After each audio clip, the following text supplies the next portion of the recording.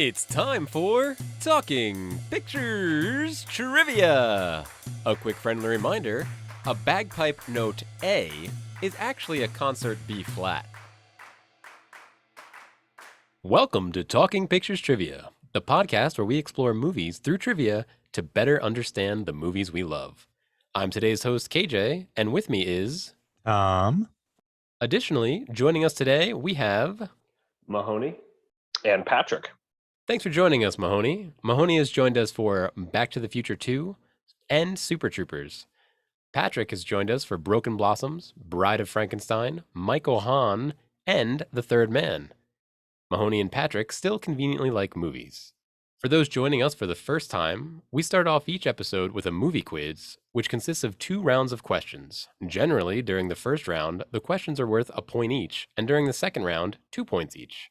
After the movie quiz, we'll follow it up with our famous movie rant where anything goes. Today, we are going back to 1925 to start our summer blockbuster movie block. In 1925, the first motel opens in St. Louis Obispo, California. The book The Great Gatsby is published, and the first Sears store opens in Chicago. During all this, Charlie Chaplin's movie The Gold Rush is released. Other big movies in 1925 include Buster Keaton's Go West, The Lost World, Ben-Hur, and another Buster Keaton movie, 7 Chances. Tom will be quizzing us today. Tom, what is The Gold Rush all about? So the Gold Rush features our friend, the little fellow, the tramp, Charlie Chaplin's most famous character. And he is in the late 19th century going west to prospect for gold. And while he's off prospecting for gold, he enters into a series of misadventures, including meeting the devious Black Larson, a good friend, albeit a bit of a hanger-on named Big Jim. And of course, he falls for the lovely Georgia. Through this adventure, we see that Charlie Chaplin's little tramp maintains his sense of humor, maintains his intelligence and wit, and comes out the end rich and with the girl. KJ, if you had one word to describe this film, what would it be? Inadequate. Mahoney? Looney. And Patrick? Chili. And my word would be anarchy. It's time for Question 1. Where does this movie take place? Be as specific as possible. Locked in. Locked in? Locked in? All right, KJ, you locked in last, so you have to go first. The Klondike? Okay. Mahoney, you locked in second. What do you have? I choose Alaska. And Pat, what do you have? I was going to say Alaska as well. All right, very good. The answer is Alaska. Does that count as the Klondike? I don't think so. No. Not at all. Where's the Klondike? Where is the Klondike, actually? I don't know. But it has a lovely bar. All right, so that is points for Mahoney and Patrick. The reason why I brought this up is, this kind of idea of going west, right? There's the famous Horace Greeley quote, "Go west, young man," back kind of trying to find your fortune, this sort of, embracing the American spirit thing. And I wanted to talk about like the movie setting and the kind of comic spin the movie is taking on that, not just obviously the setting, but that attitude. The thing I thought was particularly interesting, at least to my mind, was thinking about it was that this was within living memory for most of the audience, which is it's sort of funny to think about because it doesn't seem like it should be. But I mean, this movie came out in 25, and the Alaskan Gold Rush is in the late 19th century, 1890. So it's 30, 35 years after their own lifetime. So this is something that would have occurred, for somebody nowadays in 1980s. So this isn't like a long time period. This is well within living memory for a lot of these people. And so I thought it was an interesting, it was interesting to me to sort of see this presentation of the situation, which to your point, Tom, yeah, I mean, it's quite anarchic. It's quite, sort of, it's got sort of a Wild West feel to it, but it has a little bit of a sentimental feel, sort of a like remember the days of what we did back then, and Mhm. how we climbed these mountains and did all these these great things, and I liked that sort of aspect. To me, it sort of reminded me of a bit of some people living looking back on sort of their trials and sort of the things that they accomplished out of them, which I enjoyed. At least that was something that I thought of a lot when I watched the movie. It has like a Greatest Generation feel. Yeah, it's Mhm. almost, it's not quite, obviously it's not quite the same, but it reminded me almost of like a Forrest Gump kind of thing, of like, people watching like, oh yeah, I remember those things happening. It had this sort of feel to it. I remember reading about that. Like I remember hearing stories from friends who went up there. Like it had this sort of feel of like a shared lived history, to my mind. At least I thought so. Whether or not people at the time thought that, I don't know, but that's what it sort of it struck me as, is that this was, that while it seems like it was a very, very long time ago, this was well within living memory for the entire audience that was viewing it. Yeah, I definitely agree that would have been strange. I also think whenever I see something old timey, I always assume it's the Great Depression, or was released during the Great Depression. Whereas this was released before that, right? There was no notion of the Great Depression. Now I don't know how well off everybody was in the 1890s, but a lot of these scenes they're making fun of eating shoes and these things. So was wondering, the people in the audience, were they like, oh yeah, that was tough. Oh, haha, wouldn't it be funny if we actually tried to eat a shoe or went through some of the hardships that these guys were going through? Well, he wrote it after reading about the Donner Party. So, Oh, well, there you so go. it was more than shoes, yeah, that they were eating. But there is this, like, to Pat's point, there is this idea of like the living memory, right? That this is not, it's not like us watching Civil War history, right? Where it's just like no one is alive who did that, or they're not even their children are probably alive who've done that. But I think if I've done the math correctly, it's like us watching The Wedding Singer. yeah, okay, yeah, the kind of like 80s nostalgia, that type of thing. Yeah, Yeah, it's like yeah. Stranger Things. It's like watching Stranger Things. Yeah. Like, There you go. it's a Perfect. modern day Stranger Things. Yeah. But there's like, but it's still like this comic take on something that did encompass some tragedy. And I think the starvation was hinting at the Donner Party stuff, which apparently was from a very popular book. It was a very popular book at that time, in the 19 teens anyway, published about that Chaplin had read and was like, we have to do a movie about this. That's my Chaplin impression. If anybody's ever heard him. He's the one who narrates the 42 version. So there you go. So as you know, it was a spot on impression. But yeah, so there is this kind of idea of living memory going on there. And I do like how you're talking about it, Pat, how like it's like this thing we did, like this thing we accomplished, because there is such like a positive spirit to it. There is this kind of sense of accomplishment that for me like kind of registered as sort of more Greatest Generation, right?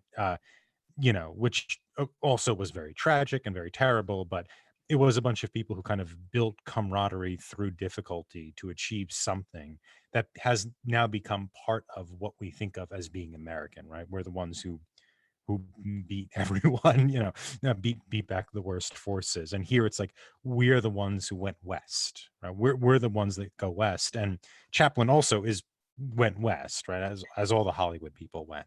So there's this kind of meta textual feel to it, because Hollywood is also kind of looking at itself as, we're the ones who went to the boonies, which is what Los Angeles was at that time, and made millions. I think it was a nice choice. I mean, when I first saw the title being Gold Rush, I thought San Francisco 49ers, that sort of thing.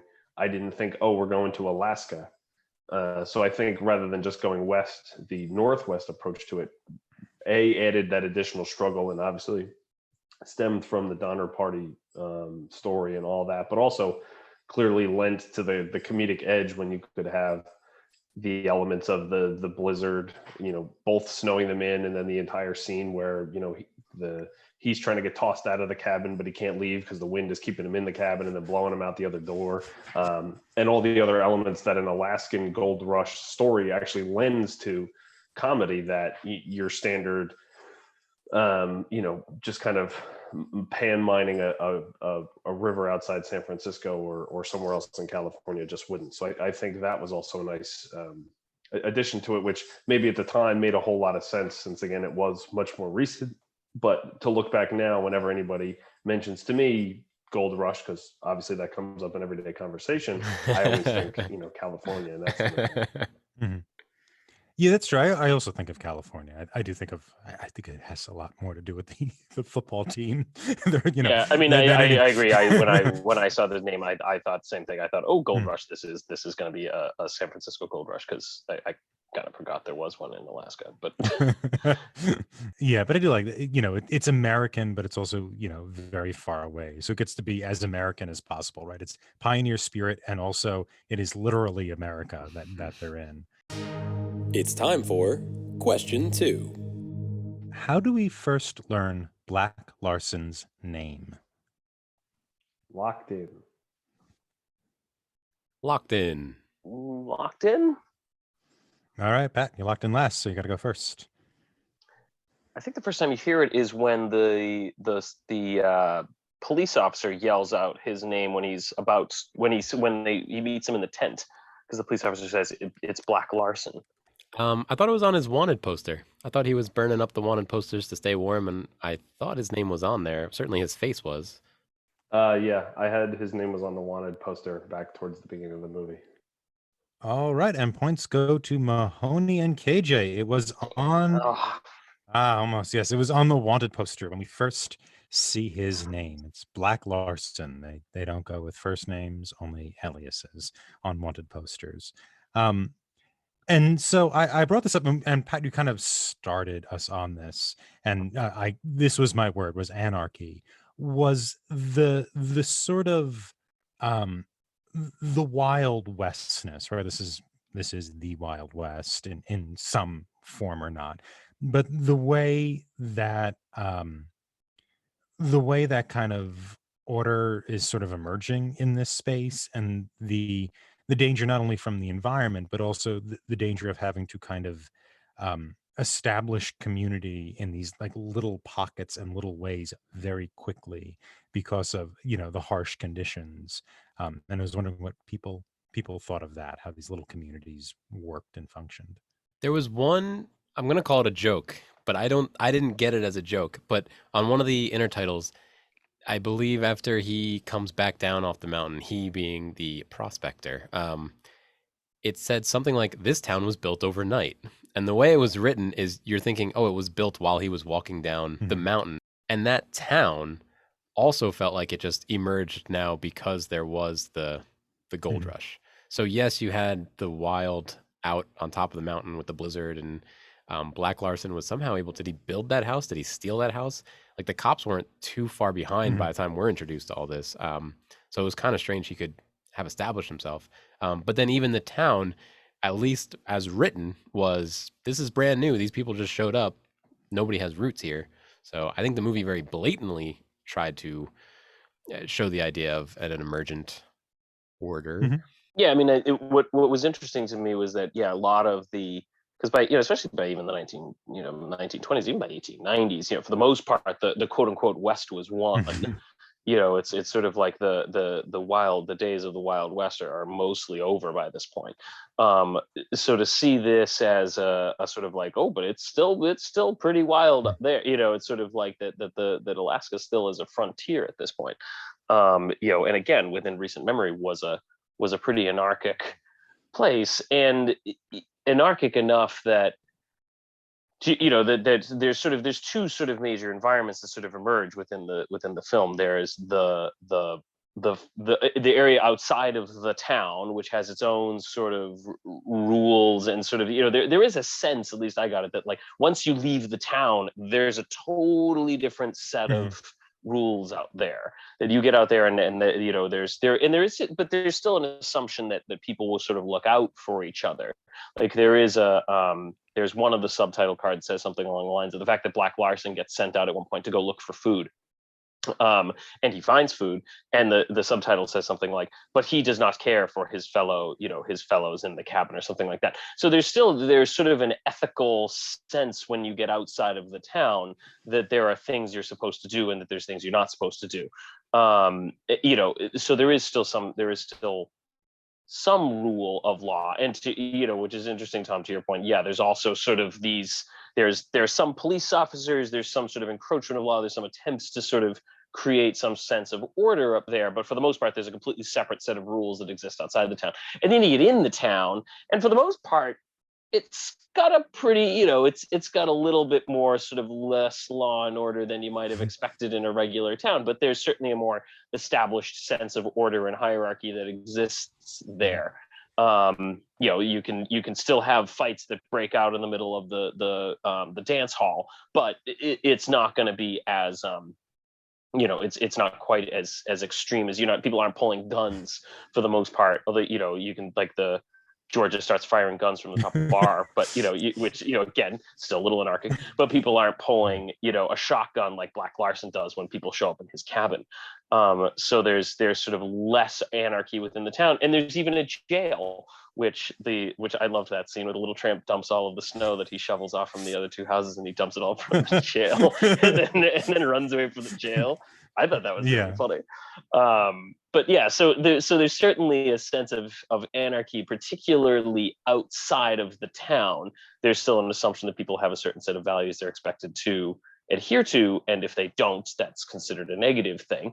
But within the town, there's still a pretty anarchic sense, even with things like a jail and certainly a more established social situation. But yeah, it's certainly it's definitely got a wild west feel to it. And maybe as a person who appreciates winter far more than he appreciates hot weather, the idea of having a Wild West film in the Arctic felt much more entertaining to me than a Wild West film in the desert.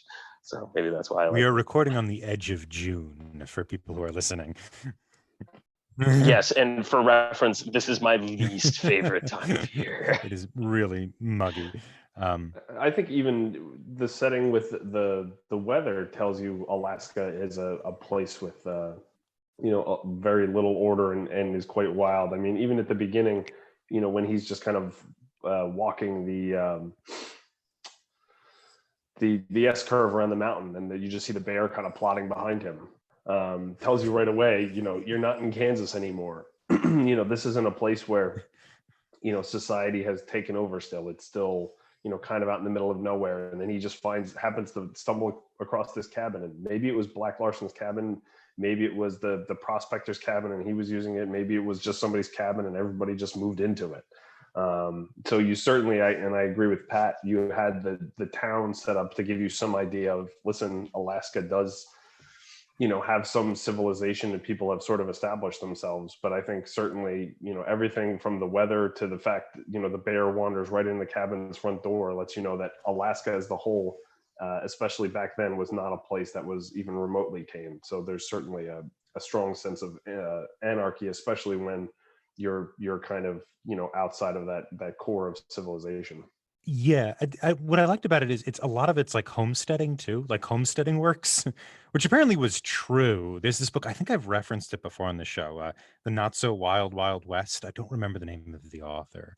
But have I referenced it before? I see KJ's nodding. Yeah, I love it. Yeah, I'm trying to remember which episode. Yeah. Maybe Back to the Future 3 or something. Oh yeah, because that takes place in the West. That would make sense. Yeah, but it's basically the argument was it actually wasn't that wild.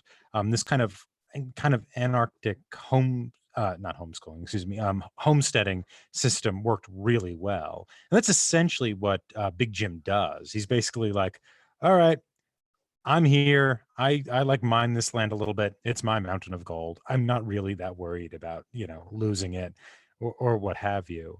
And, it seems like even in the most wild part, which is the mountain, it's kind of like, if you can like plant your flag, people get that.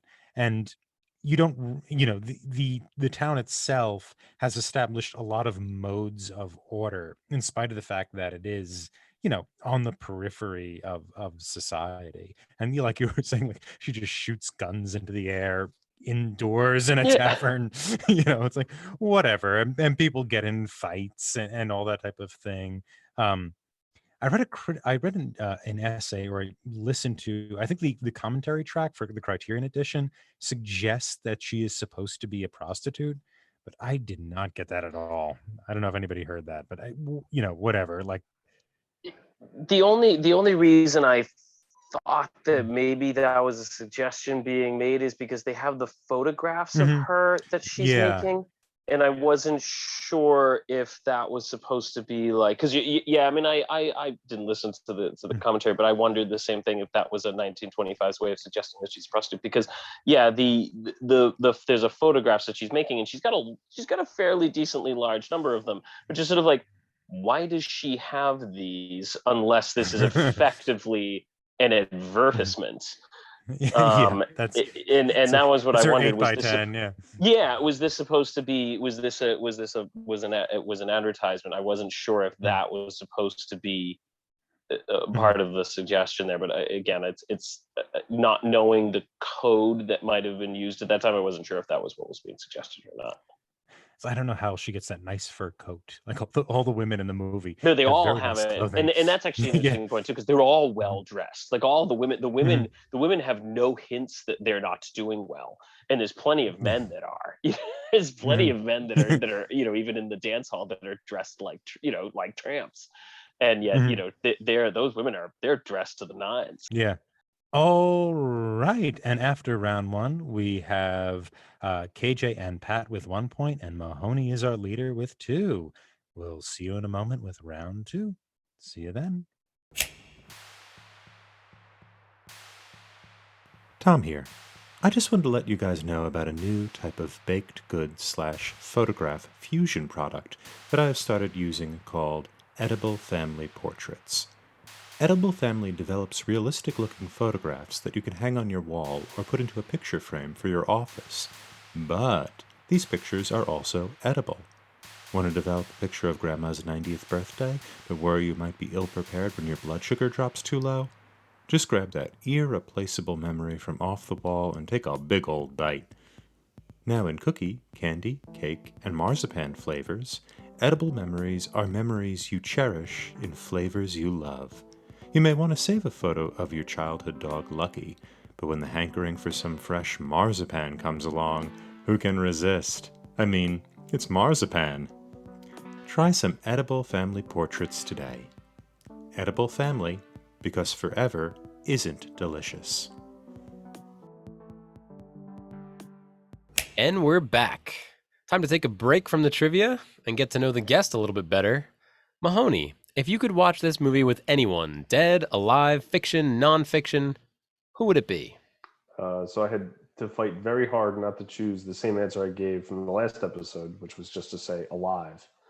But I think I'm going to cheat a little bit and say I'd actually like to watch it with the star of the movie, Charlie himself. And the reason I chose him was I was reading that this was his favorite movie. This is what he wanted to be known for, for his career.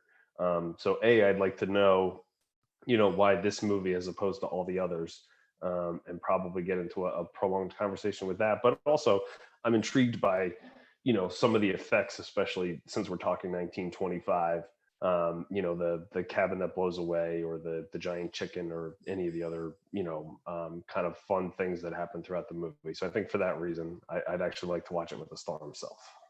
And Pat, if you could watch The Gold Rush with anybody, who would it be? I would. So here's who I would pick for my person to actually I would pick a historical person. I would love to do Teddy Roosevelt, because I feel like that's a guy who would have appreciated sort of the grittier. I think he would appreciate the grittier aspects of the film and sort of the comic aspects of the film. This is a guy I think who had a good sense of humor, but also who certainly had a strong sense of the hardships that the individuals might have been undergoing. And so I think he would have been an interesting guy to have watched it with, to actually see him and get his impression on sort of both sides of the film. He strikes me a lot like Big Jim in the movie Teddy Roosevelt. like a more manic Big Jim. Like that's what I think. Yeah, Big Teddy Roosevelt means Taft or something. Like some, although Taft I don't think was as manic, but Big Jim's a big boy. Yeah. But it's and you're right. Big Jim has this sort of like just and I love Big Jim. I think it's such a great character. Just this sort of like manic energy, just like, I liked that character. And yeah, it's a good Teddy Roosevelt is an interesting comparison for Big Jim. So that would be my pick. I would say Teddy Roosevelt would be my individual I would watch that film with. So I'm picturing this watch party, right? It's all of us, Teddy R and Charlie Chaplin, all watching this movie together, and and I'm wondering, is this now another Charlie Chaplin film? Right? Like Teddy R is getting mad at the screen and kind of getting big, and then Charlie Chaplin, at least in this movie, always looks small, and he's got to kind of hide in the corner defending his film. Could this be a skit where we have Teddy R, Charlie Chaplin? I feel like a few of us just become like bar patrons sitting in the corner drinking beer, watching the two of them kind of scrap at it. It's time for question 3. What time is the New Year's Eve dinner party planned for that Charlie plans for the girls? Locked in. Locked in. Locked in. All right, KJ, you're first. This was a tough scene for me. 8 o'clock. Okay. I felt bad. I felt really bad, All right. that poor prospector. That poor prospector, the little fella. All right, Mahoney, what do you have? I also had 8 o'clock. And Pat? Yes, I had 8 p.m. I was going to say. So if I get credit for being more specific. Because who knows? New Year's party because who knows? ever. Well, who knows? It's December in Alaska, 8 a.m. The sun still would have probably been down at that point. So who knows? Could have been dark. Yep. Pat, I think I am going to give everyone the points, but I appreciate your fighting spirit. It's well within the theme of this episode. So I brought this up in part because I really love this scene. I think that this gets at all of the reasons why we like the Tramp character. It's the sympathy he induces, he draws out of us. It's also his kind of ability to be playful with the very famous dinner roll dance goes on in that scene. It's kind of, and also the way our heart breaks for him throughout his various adventures in this movie and in others. And I want to talk a little bit about like this idea of a kind of universal figure, or at least really recognizable figure that kind of passes into kind of our universal subconscious, so to speak, that we all sort of can recognize, a meme that we can recognize, and how that relates to kind of the nature of maybe the blockbuster. Actually, that's a lot I'm throwing at. Let's just talk about like the figure of the Tramp and why that's memorable. So he's a fish out of water from the first frame he's on screen, right? Everybody else is bigger than him, like by a foot or more. Yeah. Everybody else that's a character in this movie is way bigger than he is. Yeah, he is. I mean, it's there's a few of these characters who, like, we in our culture have sort of survived and have become recognizable. Like, there isn't a lot of figures, I think, from like the 1920s who like most people can look at and recognize today. And I think that is, I think that a lot of that has to do with the fact that, unlike Buster Keaton, I know Buster Keaton's your favorite, KJ. Well, I've only seen one Charlie Chaplin film and one Buster Keaton film, and I thought Buster Keaton had better screen presence. Oh, okay. But yep. Yeah, I think with him is there's this kind of, he's not only is he kind of like funny and also very determined, he's always kind of truculently going forward. And he's always scheming, but he is also very sympathetic and very empathetic in a kind of a very in a very simple way, right? It's like the way he makes you concerned for him isn't in a necessarily overly nuanced way. It's just, it is what it is. Like in this scene, the girls never show up and he's heartbroken, and he does in his own fantasy a little dance for them, and then we cut away and we see he's asleep. So I think maybe that's part of it, as well as the fact that there is a sort of, I guess you call it Halloween costume, a sort of physical meanness to him, a physical appearance to him that can be abstracted and register in different time periods in different media. He's the hapless underdog, and everything seems to work out for him. I mean, even the beginning of the movie, he's wandering around Alaska looking like he's shabbily dressed for a dinner party. He puts his cane down in the snow, he falls over. I love that scene, by the way. I love that when he puts his seat and he just I laughed. He ends up in a cabin eating his shoe. Next thing you know, a bear happens to walk in. He shoots it, and they have all the food they could possibly handle.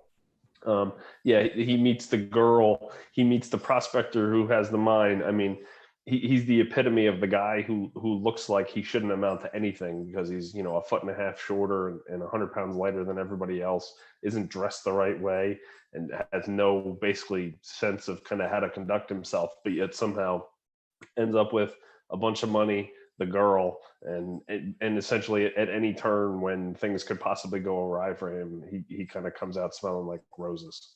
Yeah, I mean, the thing I liked about this scene is the because in my head, at least, I was kind of comparing it to like the other sort of quote unquote meal scene, which is like when I guess there's a few other meal scenes throughout the film, but like it is when the Big Jim is sees him as the chicken and is trying to shoot him, and I mean that's obviously the real if you quote unquote that's a real situation, if you're thinking about it, but sort of that one comes across as quite comic, obviously for obvious reasons, like the chicken suit and all this kind of stuff, but that's that's sort of the more theoretically the scene that has the actual potential for tragedy, that Big Jim could shoot the guy and shoots the tramp and eat him.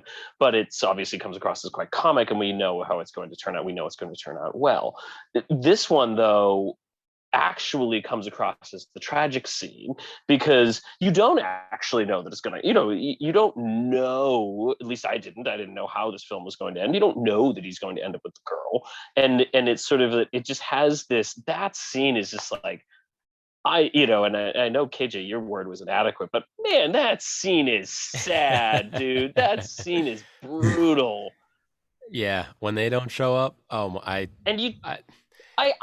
thought, especially when they were like, oh yeah, we'll totally show up, and I thought, oh, this is gonna be great, they'll show up, and I thought something was gonna go wrong at the dinner party. That was what I had in my head was gonna go wrong, and it was gonna be some comic thing like him lighting his foot on fire kind of thing or something like that. It was going to be this sort of comic thing, and I thought that's what I thought was going to happen. The fact that they don't show up and you just see them at the bar and you're going, oh no, they're not going to show up, and like, I felt so bad, like so bad for this poor dude, and then he's doing his like, and his thing where he's, because in my head I was also thinking like she has the line where she says, I wish I could meet somebody who's different, and he overhears her wishing for someone's different, and you could tell he's thinking is, well, I'm different, I'm not like all these other guys. That's why he's doing this little dance with the the dinner rolls, and like he's just thinking in his head, he's like, I'm the guy that's different, I'm the guy that's going to be great for you, and I'm going to show you all these great ways. And then, oh man, that scene is brutal, and even though that scene's not gonna end well,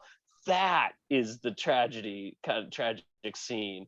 And I love the fact that he does that he takes a scene that actually has the potential for tragedy and turns it into comedy, because he has a little chicken strutting around a room and he has this whole thing, and then he takes a scene that should be a comic scene and should be one where the tramp lights his foot on fire and does something stupid, and he just turns it into just absolutely brutal. I loved the fact that they take those scenes and just twist them. I loved that. Yeah, it was like reliving 4 years of high school in 10 minutes on screen, right? It was yeah, I thought I had a very, very similar thoughts. Like it was just, oh man. And I mean, Tom was obviously the football star, so he doesn't. And he had the Chaplin thing. For the rest of us, they weren't star defensive ends. Yes, the ladies like the football Chaplin combo. But yeah, it was definitely those like, oh god, I know that feeling. Like that's just brutal. Yeah. And to clarify, when I said inadequate, I wasn't describing the film. I was describing the character. I was saying he was the tramp. He was the. Oh, but I thought you did. Yeah, I thought so too. I thought you didn't like the movie. That's what I thought. I was like, oh, that's really harsh. What would the adequate version look like? Yeah, but he also kind of charms you, right? Through that scene, like he kind of wins you with the dinner roll dance, which has been impersonated a ton of times. Have you seen the Simpsons one where they do it? Oh God, I don't remember it. No. There's a great Simpsons one where Grandpa Simpson is out on a date, like, and again, it was one of those moments I'm like, oh, that's what he's referencing, and it's out on a date, and with Marge's mother, and he starts doing the dinner roll dance, this kind of thing, and then a bunch of lawyers show up, and they say, like, we must insist that you desist on this, impersonation of the Charlie Chaplin estate. Yeah, I do remember that now.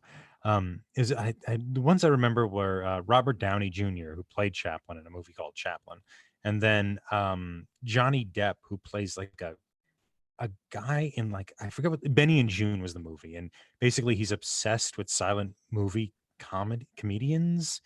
And so he does that. Like his character is, I don't know. I didn't see the whole movie, but whatever. Yeah.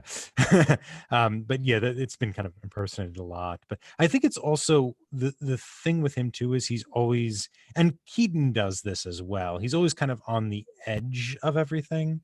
That's like a lot of, even in the beginning when we first meet him and he's walking through that mountain, like he kind of walks right up to the edge. There's a bear behind him, that type of thing. Or even in the last scene, or not the last scene, but the second to last scene, where he's in the cabin, and the cabin, he's flopping out of the cabin. That kind of thing. He like deals with these potentials for tragedy, and these actual kind of tragic things, like you're talking about with the dinner roll dance, through charm. He's sort of like he's charming and and kind of getting through it. He gets to the other side of whatever it is. He does get the girl. He doesn't, fall off the mountain, right? He ends up getting the millions of dollars. And so there is this kind of like little achievement type thing going on there as well. It's time for question 4. When the Tramp and Big Jim first walk onto the boat after becoming millionaires, what does the Tramp do to portray his actual class origins that Big Jim stops him from doing? Locked in. Locked in? I'll lock in, sure. All right. Chris Mahoney, what do you got? Nothing. I remember them walking on the boat, and I got nothing. All right. KJ, what do you have? Did he stop to clean something? Did he stop to pick something up? Was there? He started to do something that any of us would have done, I thought, but it was, oh no, you can't do that now because you're a millionaire. I thought it was to like stop to clean or serve a tray or a drink. I'm picturing Overboard, the movie with Goldie Hawn. You guys ever seen this? No. She's rich. She gets amnesia. She comes back to the boat and she serves them a drink, and her mother's appalled that she would do this. And I'm thinking Charlie Chaplin did something similar. Okay. That's a terrible answer. So Goldie Hawn. And Pat, what do you have? I remember it. He tries to recycle an already smoked cigar. He tries to re-smoke an already smoked cigar. All right. And the points go to Pat. Yeah. Very good. Yes. And before we talk about this, that's a tie, right? Is that a 3-way tie? No, Pat takes it. Oh, you take it? Oh, very good. In the end. All right. Very so wait, good. Did I get it? Did I get it? Yeah, you got it. Yeah. Yes. Yeah, nice. For those at home, he's jumping up, waving his hand and his beer stein all at the same time. The most enthusiastic win on Talking Pictures trivia. Yeah. Very few of our guests care. We never have these. They're never this close. This was close. Yeah, this was right down to the. Yeah. Well done, Pat. So let's talk about this. And I brought this up because I want to talk about, and we've covered a lot of this, I think, but this sort of idea of the fantasy of wealth, right? That, the fantasy that they're all aspiring to, and that type of thing. And the fantasy that's also within a fantasy, right? I mean, it's movies, that's kind of what they're selling.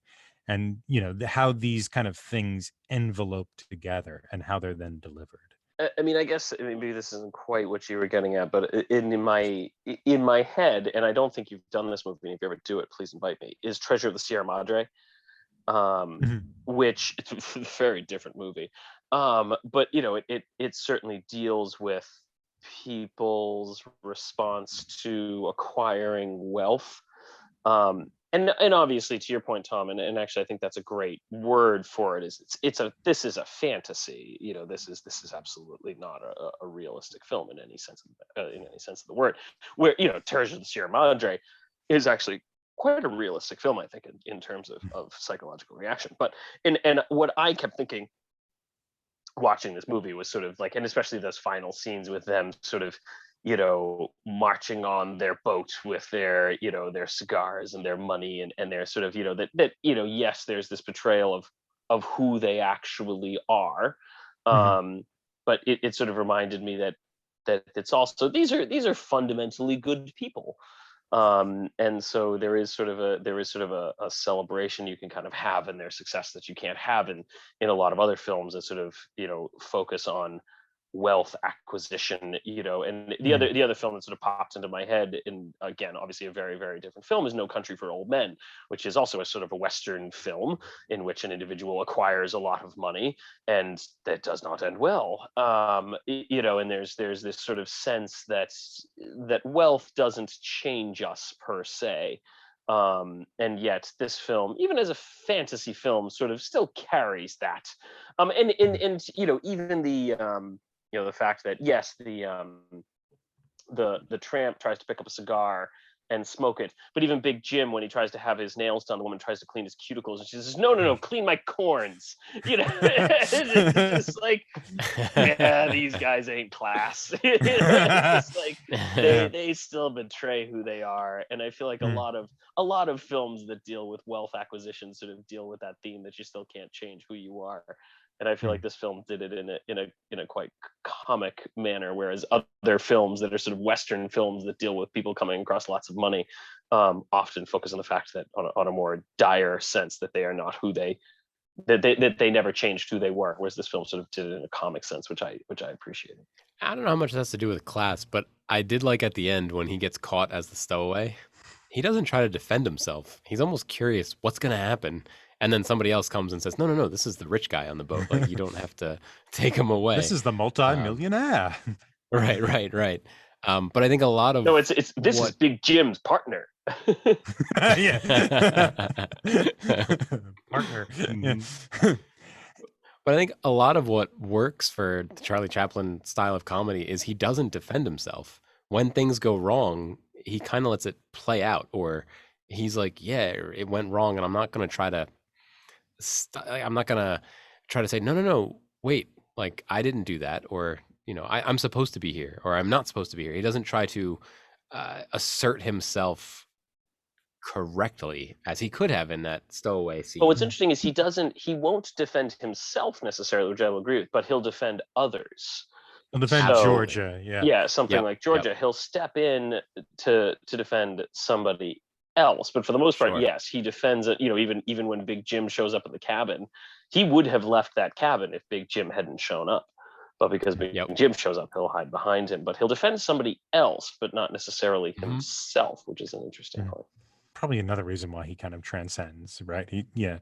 There isn't a sense of selfishness in him, right? You almost like he's prospecting because that's what people do. That's what we do now. We go prospecting. Yeah, we live in a cabin, and now we're on a boat, and now we have a lot of gold, and it's just these things, I don't know, happen to him as opposed to he kind of goes and seeks them. He's just like, all right, we're here now. And all it takes is he puts back on his miner's clothes, falls down some stairs into a coil of rope, and he goes from Big Jim's partner, the multimillionaire, to the guy who's going to get tossed, and he's just kind of like, all right, I guess we're back to this now. It's not even a dramatic turn. It took all of 20 minutes. So yeah, I think he's accepting of whatever it is that he's still the same guy, whether he found a gold mine, whether he's walking through an overpass in a leisure coat basically, or trying to pick up the girl. He's kind of the same hapless person regardless of what it is, and whatever happens to him is what happens. Did Chaplin sort of know a little bit about like the everyman, like sort of the medieval concept? Yeah, I don't know.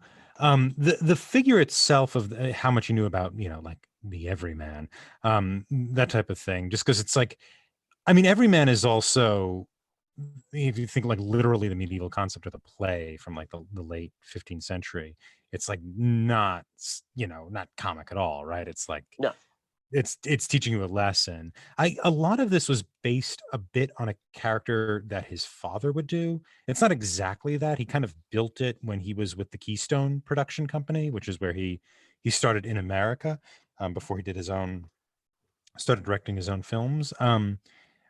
But it was based, but his dad was like worked in, who basically abandoned him, but his dad worked in sort of these like beer halls, and the idea was like you would be a character and like sell beer, right? You would do like little skits like this and try and hawk beer, and it eventually killed his father because he also drank a lot of the beer and got cirrhosis of the liver, and that's not very good for long life. I think he died at like 38 or something. But I think it's more based upon these kind of like boozy slapstick dance hall characters. That's actually where Buster Keaton came from too. Buster Keaton was nicknamed Buster when he was a child because he was very good at like taking a blow on stage, which is basically what his parents, his parents kind of insisted on him being on stage and working with them, and he was very good at that. And that's more of where it comes from, I think, than an honest everyman, because I think like the honest everyman is more of like the blank slate that people would play off of, as opposed to like he would be like the everyman would be like the amore, right? Like the lover who like people could identify with. He might not be technically an everyman in the sense that we're all like him, but we could at least think we're more like that person. He's more normal. And then around that figure is all these kind of slapstick crazy pantaloon types, who are the ones who actually make you laugh. And I think he's more of that, or he's inheriting those kind of memes and tricks, as opposed to inheriting the everyman type thing. But it kind of, it does, it's interesting when you talk about like him as an everyman, because there is this sort of identification with him that we have, that is, I don't think kind of typical of like commedia dell'arte. And I think it does have to do with the fact that like there isn't this like respect of class type thing, even though the world he came from has more of that, the kind of London entertainment industry, or just England, or even before that, Italy. Chaplin isn't from Italy, but a lot of these Commedia dell'arte is, characters, yeah. That there's much more class distinctions, and a lot of his movies tend to be, he tends to be playing working class people who are in the position that your average audience member would be in. So even though he isn't an everyman in the sense that he's somebody you necessarily would look like or act like somebody in the house, he would be more of the comic relief. Yet he's often occupying the positions that people in the house would be occupying. So is this, could you make the argument that he's a new commedia dell'arte character, one that didn't exist before, that he has created himself? Yeah, I think so. And I think that works. And I think that the context is important, right? The kind of like, that you're in this kind of new country. I mean, it's old by 1925, but whatever. Like it's the West is kind of new in terms of how it's entertaining people. It is presumably a classless society, even though obviously there's classes. They're just not official. And so he could be, and it's also the roles he chose, which were like, I'm going to be the guy who works in a factory, like in modern times. I'm just going to be that guy. Or I'm going to be the guy in the Depression, like in City Lights, where he's down on his luck and is really trying to make, put things together, kind of put money together while he's living in this urban environment that's sort of falling apart because it's the Great Depression. And so it's kind of like a non-everyman dropped into these everyman roles, who elicits both sympathy and laughter by virtue of that he's a great comic talent, but also that he just knows how to, how to get some tears out of you. It's time for Movie Rent. Did anybody else love the scene with the dog coming out on the floor and him holding up his pants with the cane? Yes, I was loved that. one of my original questions. Was a point for each way in which Charlie Chaplin keeps his pants up when I mean, dancing that with would have been that Thanks was for the invite. hilarious. That scene was awesome. I laughed like that was hilarious, especially when the dog shows up. The dog's like following him around. I thought that was really funny. Yeah, that whole dance hall scene was like from beginning, because it like starts with him like it like shot from the back. Well, it's shot from the front and then shot from the back, and you see just everybody kind of walking away from him, and it just silhouettes him, and it's like this beautiful like little shot. And then it like moves into that with him like dancing with her and getting in fights with, oh god, what's his name? It's not Jim, it's Jack. Thank you. Yeah, with Jack and knocking it. Apparently, like the clock idea was just they went into the prop closet, and apparently, like one way Chaplin worked was like they would just look at a bunch of props and they're like, "Can we use anything? Can we use anything? How about what if a clock fell on him? Would that be funny?" But apparently, that's just how he worked. They often didn't have a completed script, but yeah, it's like the Rube Goldberg of fights. I'm going to punch this pillar, the clock's going to fall off and knock him out. Yeah. Did anybody else get reminded of Biff when they saw Jack? Kind of how his motions were and his bullying style. Yeah. Like Biff from Death of a Salesman. No, back to I the think he's Future. going back to the I was future. Back to the Future.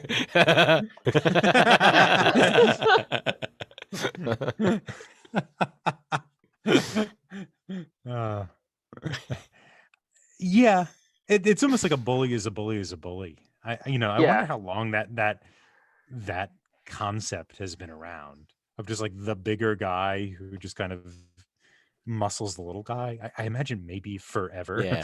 I imagine forever. Yeah. Like I can't think of what would be the oldest story of a bully. Like I'm sure there's Punches Pilate. Or David and Goliath. Let's step back a little. Yeah, I mean that's actually not that yeah. far off the mark. It's not that far off the mark. Yeah, no, that's pretty good. Close. Yeah. I can't think of a lot of literature before the Bible.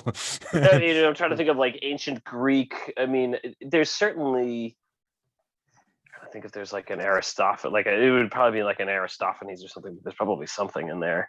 Yeah, I saw. I can't think of anything though. There's like something with Lysistrata, but it's also like all the men in it are kind of dummies, from what I remember of Lysistrata. So I mean, I'm pretty sure. Actually, thinking about it now, there is a I can't remember which one it is. There is a play by Euripides where he has like Hercules, or Heracles, like wandering around like drunk, like in a palace, while everyone else is like in mourning, but they don't want to tell him, and he's acting like a total. I mean, it's sort of got that kind of feel of like the big dude who's just being mean but doesn't totally get it, like. So, but I feel like that's just sort of a type, and a great type. Because I actually Googled the guy because I'm like, did this guy play another role? He looks really familiar, and I think to your point, it's probably just because he probably looked like Biff from Back to the Future. Yeah, and in this case, Charlie was an actual chicken briefly.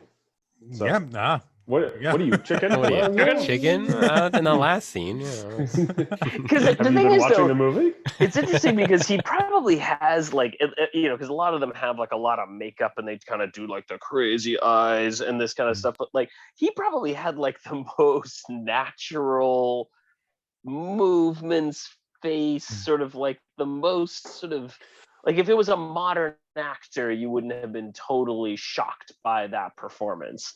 Whereas a lot of, like obviously like, it's a certain, style of acting, but it's like if Big Jim were acting like that nowadays, it wouldn't get past the cutting room. Yeah. But it's like he's the I forgot his name again. What was the dude's name again? Tim? The big Jack? The bully? The Jack, big dude. thank you, Jack. Yeah. Yeah, Jack is the bully. Yeah. Yeah, Jack. Okay, so him, that he certainly had a more realistic kind of style of performance. But I liked, again, all of the characters are likable, even him. He sort of gets over it, right? Like after he gets knocked out, it's not, he's not the villain of the piece. Like even No. Black Larson is posed as a He's villain. the force of nature. Like Black Larson is just sort of shows up, breaks things, and leaves, and then just dies.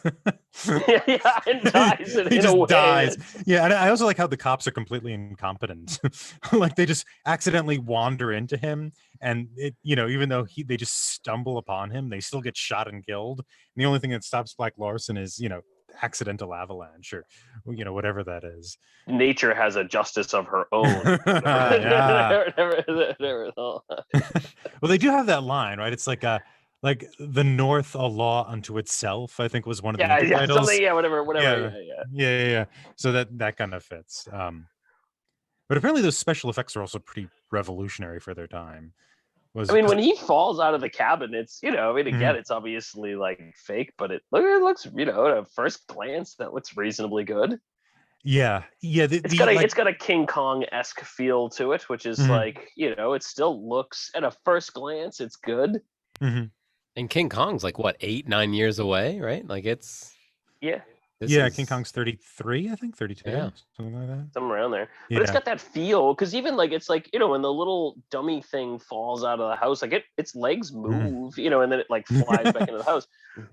I'm like, that probably took a ton of effort getting that was a lot of shots. It's one of those things where I imagine that was not the easiest thing in the world to achieve. Yeah, it was his cinematographer who did all that, whose name I forget right now, but he came up with the whole idea of doing things in miniature, and he just kept insisting don't worry about it, we'll just do it in miniature, stop worrying. But what they had, it was called I think it's the Bell and Howell camera, was this pretty innovative camera for the time, where it literally a dissolve was a switch. You had a switch on the camera and it could dissolve, and you had a double magazine, so nobody can see it because it's an audio podcast, but you had one magazine sitting on top of another. So if you wanted to film somebody jumping from the cabin onto the ground, what you would do is film the miniature of the cabin falling over. You'd put that in one stock, and then you'd film a guy just on a soundstage, and he'd jump, and the one stock of film would be pressed onto the other. So the two stocks of film would be pressed on top of each other, and so it just looked like he was jumping out of the camera. That's really cool. Excuse me, at cabin. Yeah. Which apparently that's miserable to film. How do you get them to line up? I think you just have to be very careful because you'll ruin your shot if you don't. Yeah. But I think this is why he worked with the same cinematographer his whole career. It's the guy would come up with this stuff and I think Chaplin was suspicious at first until he showed him. He's like, don't worry, this will work. And it was like, oh my God, this is wonderful. He doesn't sound like Mick Jagger. Was that Chaplin Mick impersonations Jagger? this evening are not exactly spot on. I don't even know if that was Mick Jagger. I don't know who that was. I'd like to once again, and I think Charlie Chaplin would also like to congratulate our winner of the week, Patrick. Mahoney's not happy. Yay!